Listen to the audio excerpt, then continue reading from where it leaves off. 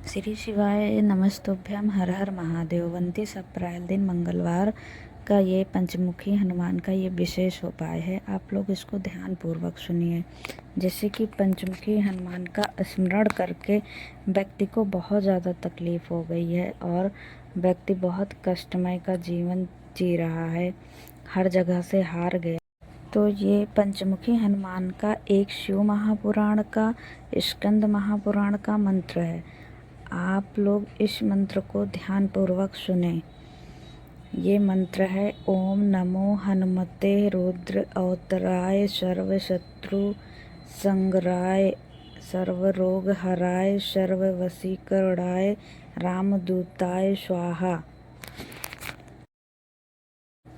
बस इस मंत्र को हाथ में काली तिल लेकर और एक जौ लेकर और गूगल लेकर आप उसमें गाय के घी को डालकर अग्नि में जलाकर इस मंत्र को 11 बार या 21 बार का जप करना है अपनी कामना करके, और फिर उसको वहीं पे छोड़ देना है। कैसा भी रोग हो, बीमारी हो, कष्ट हो, दुख हो, तकलीफ हो, 21 दिन के अंदर आपको इसका लाभ दिखना प्रारंभ हो जाएगा। ये हनुमान जी का मूल मंत्र है। यदि आप कोई काम के लिए जा रहे हैं या व्यापार के लिए जा रहे हैं और आपको उसमें सफलता नहीं मिल पा रही, बहुत तकलीफ़ें आ रही हैं, तो आप इस उपाय को ज़रूर सुनें। आप 5 पीपल के पत्ते लें, उसमें गाय के घी का बेसन का लड्डू जो घर पे बना हो, तो वो 5 लड्डू को आप पीपल के 5 पत्ते पे रखें और लड्डू के ऊपर आप आटे का दिया जिसमें तिल्ली का तेल डालकर इसको आप पंचमुखी हनुमान का मंत्र प्रयोग करके किसी भी हनुमान के मंदिर में जाकर दक्षिण मुखी हनुमान के मंदिर में इसको रखाइए। उसके बाद आप जो भी काम कर रहे हैं आपको उसमें सफलता मिलना प्रारंभ हो जाएगा।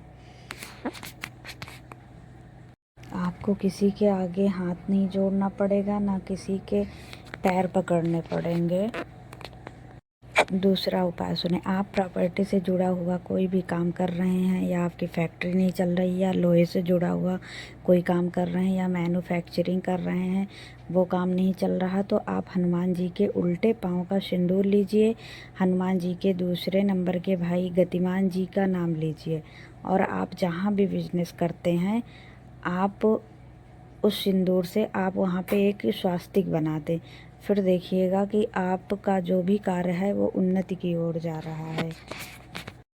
यदि बच्चे को सर्दी ज़्यादा होती है, निमोनिया ज़्यादा होती है और ठंडक कोटा का ज़्यादा वो रहता है, तो आप पीपल के 5 पत्ते पर उस पर घृत लगाकर हनुमान जी के तीसरे नंबर के भाई भ्रातिमान का नाम लेकर बच्चों की छाती पर एक वस्त्र से उसको बांध दीजिए रात भर के लिए।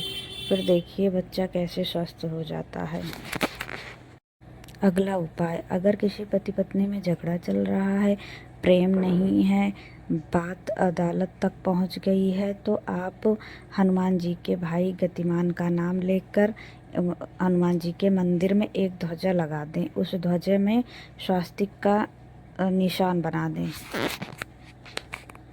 फिर देखिए कि कैसे रिश्ता अच्छा हो जाता है। अगर आप कोई भी हनुमान चालीसा या गायत्री चालीसा या कोई भी चालीसा पढ़ रहे हैं तो आप जो भी है एक लक्ष्य लेकर पढ़ें। बिना लक्ष्य के आप कोई भी चालीसा पढ़ेंगे तो पूरी ज़िंदगी पढ़ते रहिएगा, आपको भगवान की प्राप्ति नहीं होगी। आप जिस भगवान की चालीसा पढ़ रहे हैं तो आप उनकी मूर्ति या फ़ोटो को आसन लगाकर पहले स्थापित कर दें। अगर हनुमान चालीसा पढ़ रहे गाय के घी का दिया लगाएं, नहीं तो फिर आप तिल्ली के तेल का दिया लगाएं। हनुमान जी के सामने आसन लगाकर बहुत तकलीफ़ है तो 3 पाठ रोज़ करें। अगर आप 9 बजे बैठकर पाठ कर रहे हैं तो 9 बजे ही बैठकर करें। 11 दिन तक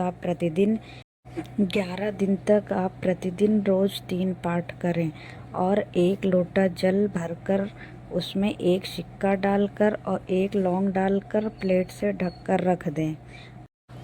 आप उसी टाइम पर बैठकर पाठ करो।